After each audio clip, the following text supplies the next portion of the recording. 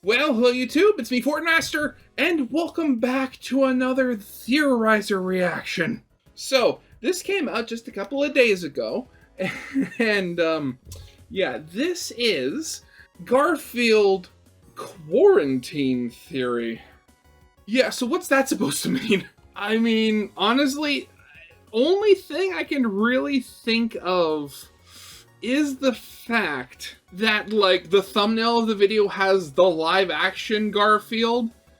And if I remember correctly, because it's been a while since I've seen that movie took place where, like, Garfield's house was on a cul-de-sac, so, you know, a dead end. So, that might be it? Maybe? Honestly, again, when it comes to Theorizer, honestly, the Theorizer is like Alex Bale, if you took off all of his restraints and then, like, put him on crack. Like, his theories get weird.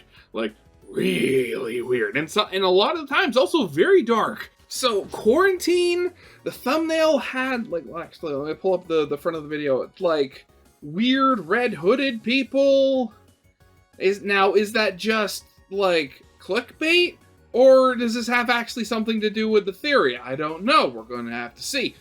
So, I mean, probably should get this thing started. So, yeah, of course, as always, original videos linked in the description if you haven't seen it yet for some reason. Corner video, link to my Let's Play of the day. And if you like this video or any other video that I make, I'd very much appreciate it if you gave the video a like and subscribe to my channel, because you know how it is, the vast majority of people who watch my videos aren't actually subscribed to my channel. I'd very much like that to change, because, well, my main goal for this year is to hopefully hit 5,000 subscribers. And at the time of recording, I'm almost 600 subscribers away from hitting that, and, well, I mean, if I finally hit that, that'll be one step closer to fulfilling an old childhood dream. So yeah, with all that out of the way, let's get this thing started then, shall we? I'd never heard of this Garfield until I saw him in the 2004 movie. I was told it would be a family-friendly adventure about a funny fat cat. What I got was horrifying. Something was very wrong with it, and it consumed me for months. And you never heard of Garfield until the Garfield movie? Man, what a life.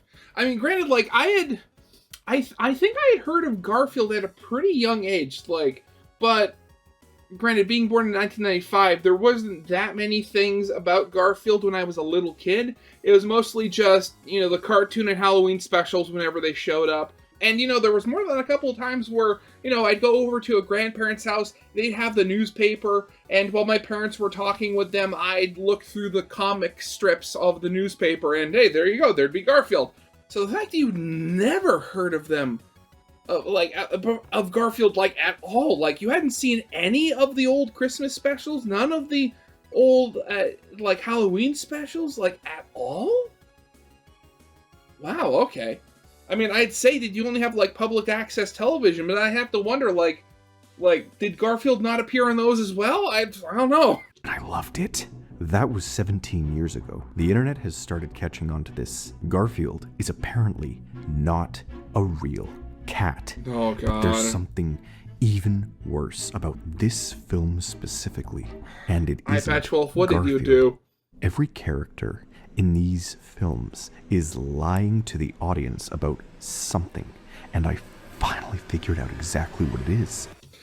Honestly, that picture, like, honestly, if you ignore the Garfield's head, like, the fur on the body, how the hands are, I'd almost believe them as, you know, actually being a real cat. Maybe just a very big one, like an orange Mancoon. I don't even know if that's physically possible. But again, it's the face. And you don't want to know the worst part is, like, I liked watching those movies. They were fun. But the fact is that Garfield was the only animal in those movies that they made cartoony looking. Every single other one that they had was a realistic animal that they just put a CGI moving mouth on. Why couldn't you have gone all the way in either direction? Like, make a Garfield movie with 100% realistic animals or 100% cartoony animals. Like, why did you have to go, like, 9/10 of the way towards one end?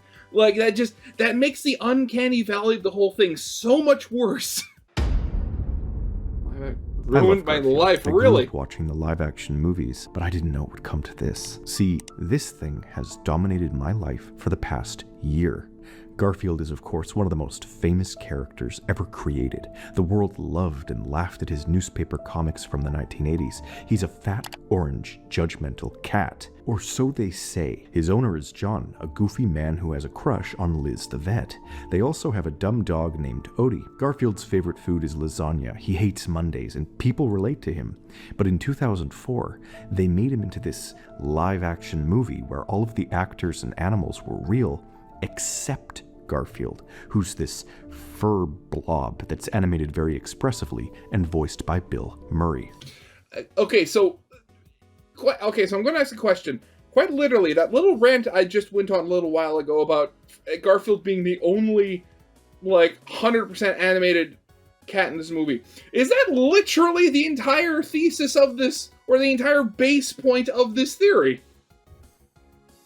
Well, okay, I guess great minds think alike, I suppose. None of the humans can understand the animals, and Odie can't even talk at all, and they made an interesting sequel too. But many people, including Bill Murray, didn't like the movies. I like them. I didn't even know what Garfield was until I saw these movies. I still have the DVDs. Yet, despite watching these so many times, I at least the first one. I never saw the second one. Investigate them.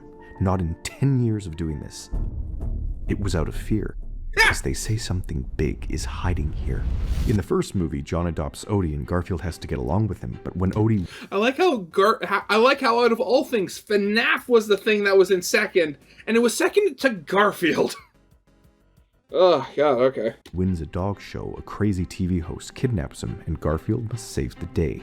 In the sequel, they travel to England, and Garfield accidentally swaps places with a royal cat who looks just like him. Seems like a dream come true at first, but the rightful owner of the castle keeps trying to kill animals, so everyone has to rise up. So I went in with a magnifying glass. Dozens of extremely weird things not one person has ever seen hiding in plain sight. Very specific things to fill out their world, but it appears as though the creators read the comics and tried explaining some niche things. Recently, artists on Reddit have done this too. This is very me. Niche things? See, this what do you mean by Garfield niche is things? An alien demon, yes, obviously. But the real mystery here lies in the people around him. Whether this was intended or not, I'm about to permanently change these movies. All we know is that Garfield is somehow related to these royal orange cats. They all look the same all throughout history, all ruling this estate, because they may be CGI, but that is literally a part of this story. Okay, so aliens are CGI. Okay. I mean, granted, if a demon came out of hell, or an alien descended from the sky, and he came out of the ship, and they looked actually like actual CGI in real life, that'd be very weird, but it wouldn't be that would be very weird, and it would certainly rank up there, but I'd believe it. I mean, the universe is a big place. Okay, let's make a few things clear from the get-go. The live-action Garfield is not a cat. To figure out what this thing, this Garfield, actually is, we need to establish a few things. 1. Garfield and Prince obviously do insane stunts in the movies that no real animal could ever do. Deadly stunts. And it's because... 2.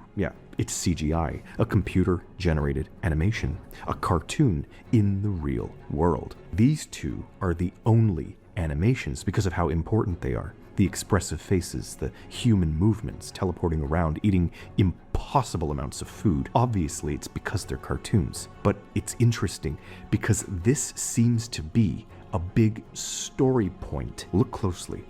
Garfield says that all of the barnyard animals have vacant expressions. There's some sort of affliction that produces this glazed look behind your eyes. He's joking about how real animals can't act like he can. They kind of just stare off screen. And to double down on this, Prince does the same thing with Odie.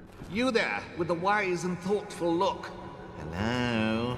They know They make fun of it. The 3. wise and The ages. look. This is Prince the 12th, and yet these paintings go back many hundreds of years. These are your ancestors dating back 400 years. How can this be the 12th if cats only live like 15 years? Like, do the math. These are human lifespans. 4.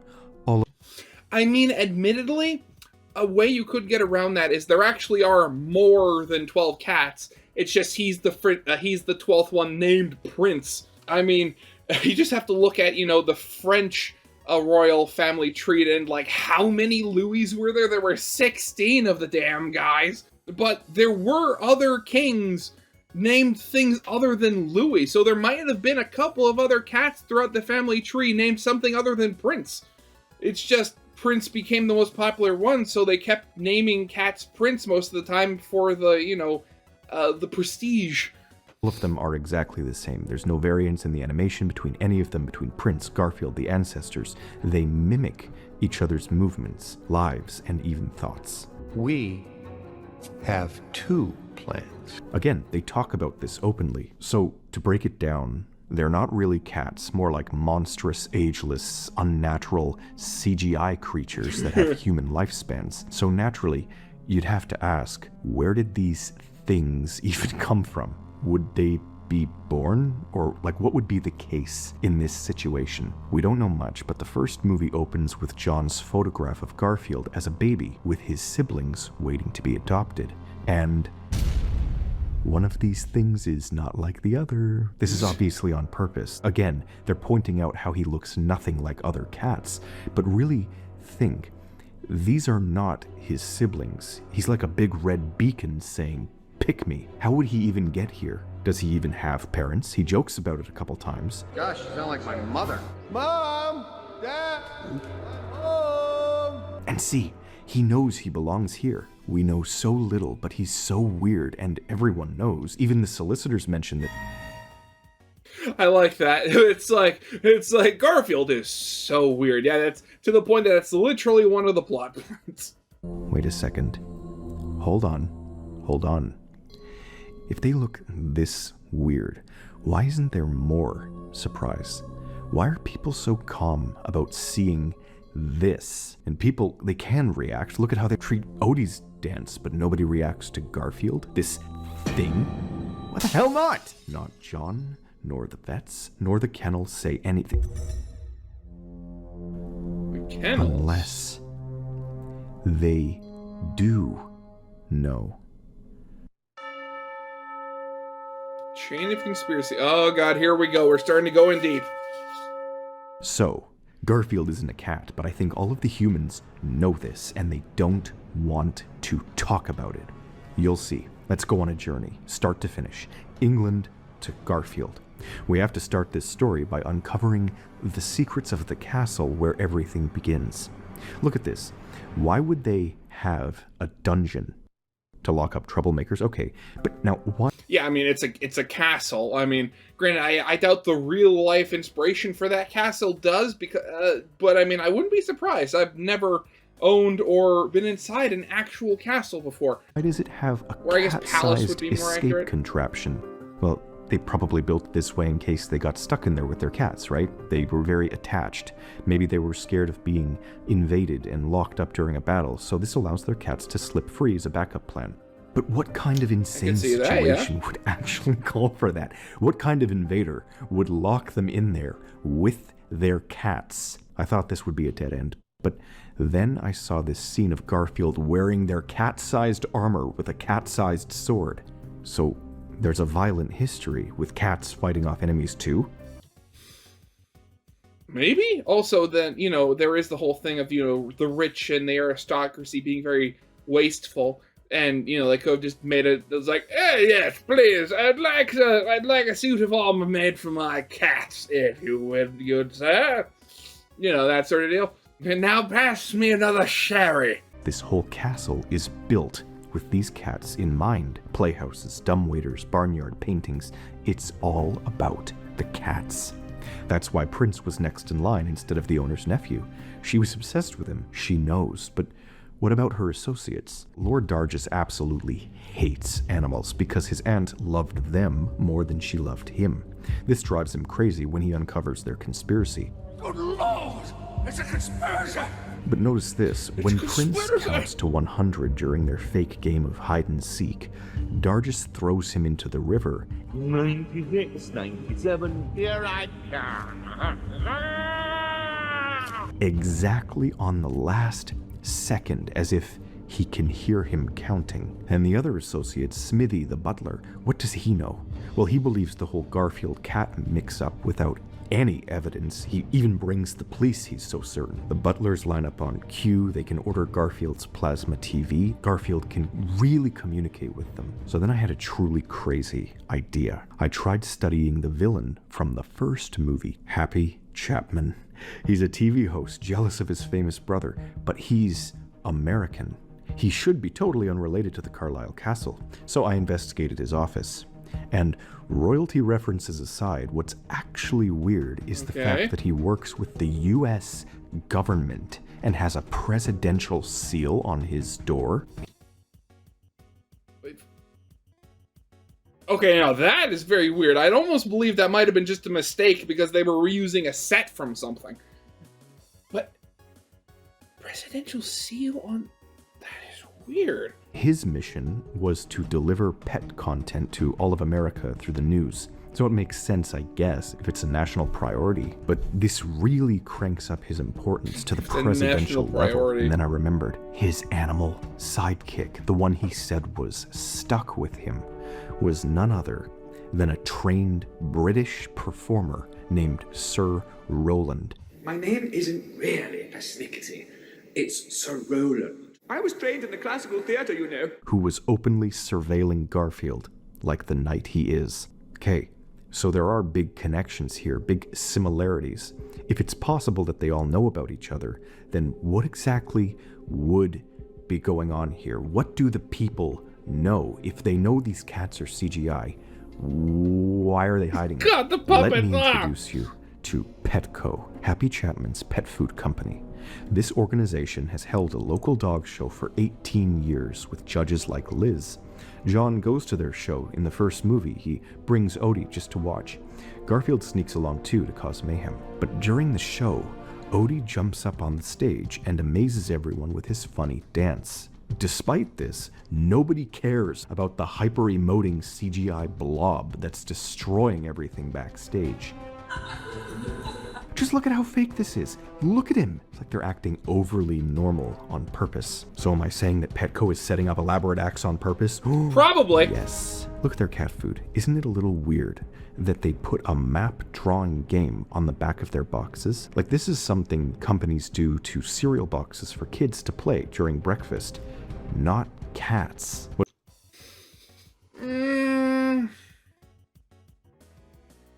Yeah, okay, now that I'm thinking about it, that is very weird. Though then again, that is just a weird plot hole in a Garfield movie. What do they think, some bored cat's gonna be playing this while eating breakfast? No. Honestly, it's like they gave Garfield instructions. We know that Petco has press agencies, like this newspaper, which is just for dog shows. But what about this one? Show news. That this incident somehow involved a dog and a very heroic cat. Sources say he's a heroic cat? How the f*** would they know?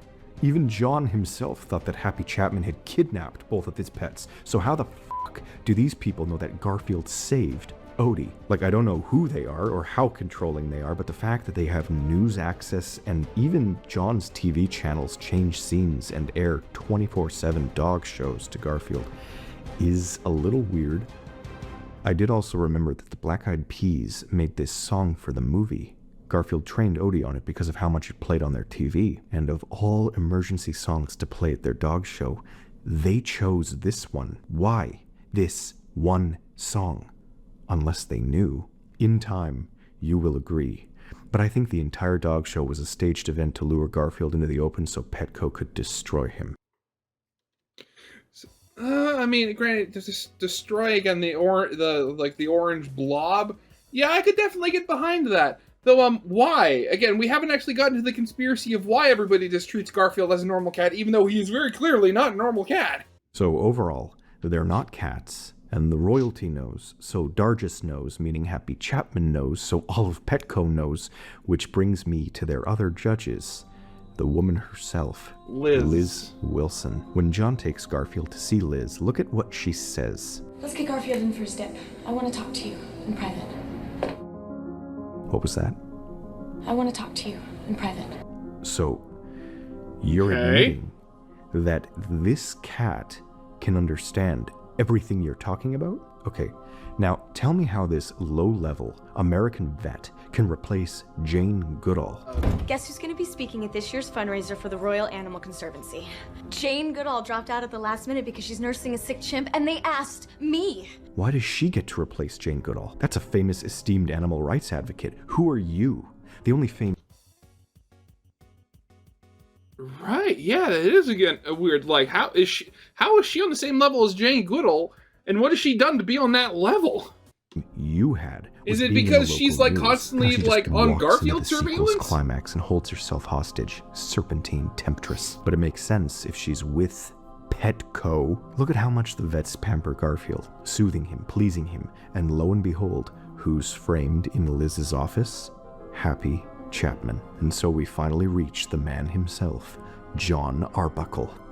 Does he know that his cat is not a real cat? Apparently, they say he constantly brings Garfield to the vet because he's loved Liz since high school. Or his vet visits are a cry for help. But John loves his pets, right? Maybe he's just really dumb? I mean, it could be both. He likes Liz and knows Garfield is weird, so, goes to a person who should know, the difference between a cat and a not cat. Take everything at face value, it just doesn't add up. He doesn't seem to have a job, but he can afford a massive house, engagement ring, $200 reward, and a plane ticket on the spur of a moment. I mean, canonically, John Arbuckle was, or at least he used to be a cartoonist, so... How can he have all these things unless they're given to him? How the f*** can Garfield and Odie hide in his luggage, but not get caught on the X-ray scan at airport security? Garfield doesn't have bones, you heard it here first. What the f***? The answer is simple. Security let him through anyways.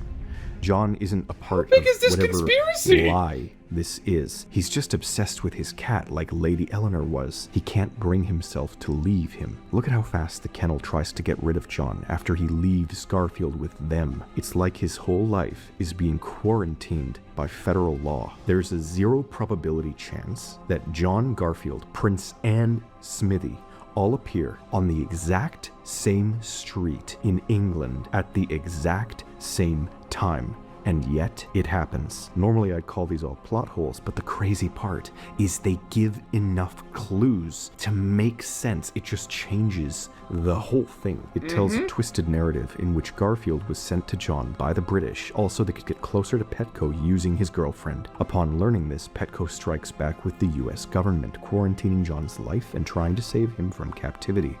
It's everywhere, kind of like the Truman Show.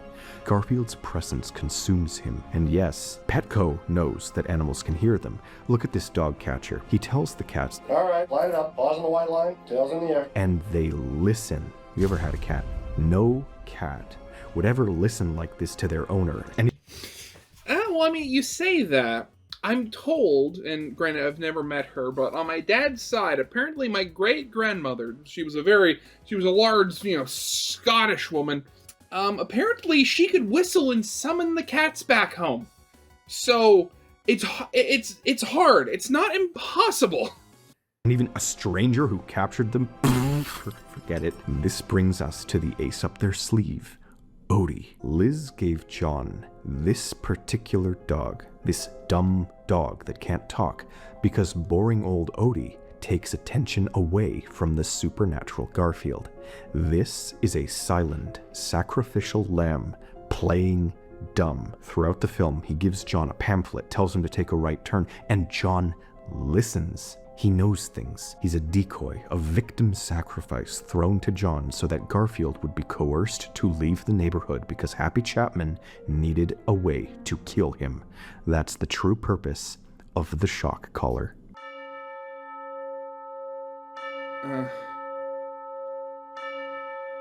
Okay, so wait a second. The problem with this is, that if Liz actually was, hired by Petco, specifically to watch and then eventually lead to a plan where, Garfield is killed, why did she help find him? So we have some sort of royal British force that's worshipped these cats for centuries, and we have Petco that's here to stop them by infiltrating John's life, but we still don't know what these are. Yeah. They go back hundreds of years. The castle's art is from all sorts of cultures. Where does it all begin? Mysterious cats that rule the masses on high as pampered royalty. Hold on. Oh, Isn't that God. like Oh, ancient Egypt? no. It's like their whole thing, isn't it? I mean, if we were to go with that, it would answer a lot. All of the Egyptian alien conspiracies are about them living there, ruling there, building there, breeding there, and leaving behind their cats to watch over the world. Wait, where did the cat part of the conspiracy come from? That's like the first I've heard of that. It would make these creatures their pets, basically. So, is Garfield an alien love child? I thought he was British. No, listen carefully to what the tour guide says. The original medieval kitchen has stood on this site since 1485. Yes. Carlisle Castle was built up around this medieval kitchen. They're suggesting that the cats came here and built this for the food. They are from somewhere else, as reflected by the museum's many cultures. They were supposed to rule, as we see, but they were cornered down to this kitchen, and there's only 2 of their kind left. So they take charge of their animal friends, their associates, surroundings, and rise up in both films. Keep in mind, they don't necessarily know they're doing this or who they are, but they're seeking to rule. Okay. Aliens, Egypt, Okay. whatever. Do we actually ever see these gods? Well, we get a plot twist when Garfield tells us to our faces. That's one small slice of lasagna. It's not a dish. It's the stuff of dreams. It's the food of the gods. This one line explains everything. Food of the gods. Right, yeah, so... Oh god, this is giving me Garfield flashbacks where it's just these giant eldritch abominations are just obsessed with lasagna. Happy Chapman reinforces this out of nowhere. I hate lasagna. This is because Agent of Petco is allergic to cats. Give me the Benadryl. Orange. Of all the dishes in Carlisle Castle, the endless menu, lasagna was the one dish that these chefs wouldn't make. The animals had to do it. Garfield falls off a building through the roof of a truck saved By the miracle of lasagna. It's the food of the gods and represents them. Across lands, across countries, Egypt, Greece, Italy, France, England, cornered near extinction, only kept going with the promise of a long-lost heir, one day reclaiming power. Garfield is the 9th rebirth animal god of many names and cultures, seeking to reclaim dominion over humanity using nature's armies, known by the Greeks as Pan, the Pan, and the final shot of Garfield is him. Garfield is Pan. Garfield's a Greek god, Pan.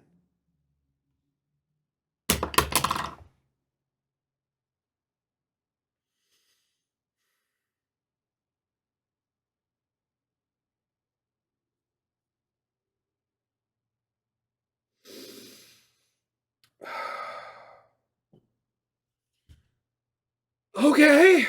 Him wearing a cat-sized crown on the throne with Odie as his clown, ruling over all. Garfield is an alien lasagna pan-nature spaghetti god destined to corrode humanity. Wow. That's certainly one answer. Yeah. But it can't honestly be intended. Of course it These continues. Filmmakers are sneaky. Really, really sneaky. I thought nothing at first. Oh, another wacky Theorizer rabbit hole, CGI monster, renowned internet demon, etc. But these filmmakers couldn't possibly have thought this. Could they? Then it happened. Everything I said, every joke I made, every random guess, proven in a single swoop. Again, How? Petco's newspaper is nothing compared to what England is pushing on to the masses. When looking for Garfield, John sits down and Odie gives him a newspaper from the trash bin. As is my job, I zoomed in on it, and what it reads is not what he says it does. Printed here is a metaphor of the film's plots, followed by a massive summary of the medieval Irish story, King of the Cats. The story is about a man who slays a giant cat that said it was king. After it dies, the man goes home and tells his wife that he slayed the king of cats, and their house cat jumps up and rips out his throat. King of the Cats, another smug metaphor. So I googled the real story, and what I found shook me to the fucking core. It's a British adaptation of a famous story, a Greek story titled... Of course, more connections to Pan. Oh no.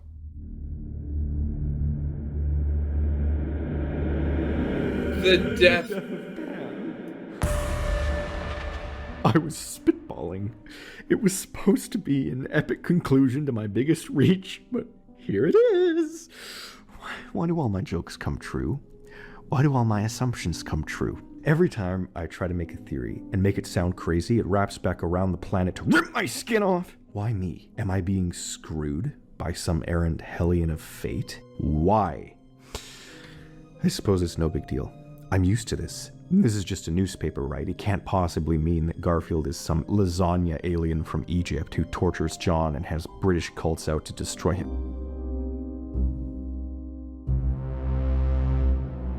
Oh no, now they're including the cartoon. I talk about this theory online. I post about it. All I get is people telling me it's canon to everything else. This exact... Right, the 9 lives of Garfield, right. Do you guys like doing this to me? What kind of sick pleasure do you get? Well, good news. I discarded all the other canons at the start, so congratulations. My theory that they intended this is true. But this is about the movie lore. They only hint at this shit. They don't show... I don't care about some alien love baby, okay? I'm worried about Garfield. What was that? I don't care about some alien love baby, okay? I'm worried about Garfield. Odie, you know what? You're being rude. Lady Eleanor Carlisle has left her entire estate to her beloved cat, Prince of alien love baby, alien...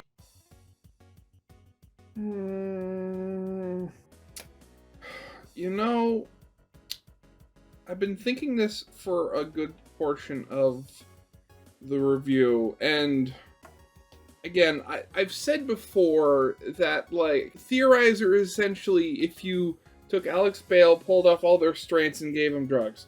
And a lot of the times when I watch these theories, for the most parts, I keep coming back to the same thought of Occam's razor.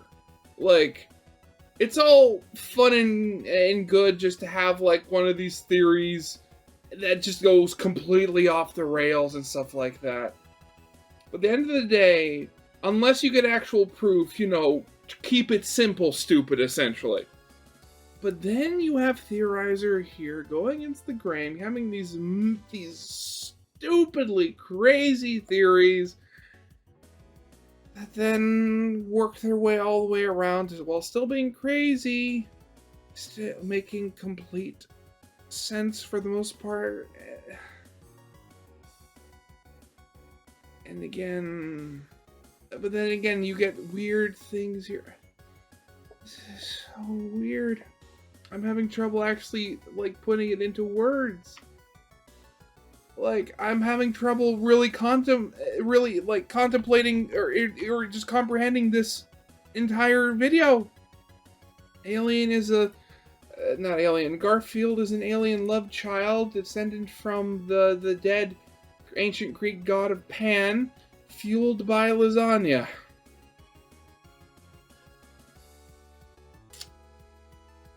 Okay, yeah, you got about a minute left of this.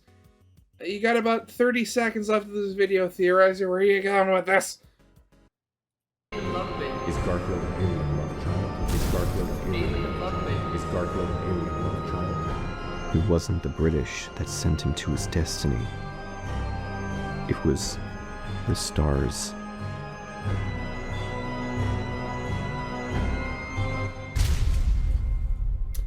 Oh, to be continued. Wonderful. And that's it. Okay. I love the Theorizer, I honestly do. I have loved his content for years.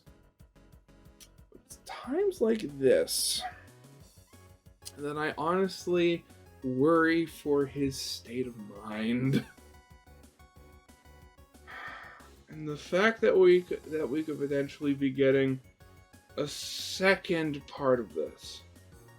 Of the Garfield alien love child god cult theory. I honestly have nothing else to really say, because this theory honestly overwhelmed me a little bit just with its weirdness. But yeah, that's definitely going to be it for now. So, I mean, we're going to have to see if another part of this comes out. So, yeah, of course, as always, original video is linked in the description if you haven't seen it yet for some reason. Corner video will lead to my Let's Play of the day, and yeah, with all that out of the way, I hope you guys liked. If you did, leave a like, subscribe if you have not, and I'll see you guys next time. Goodbye!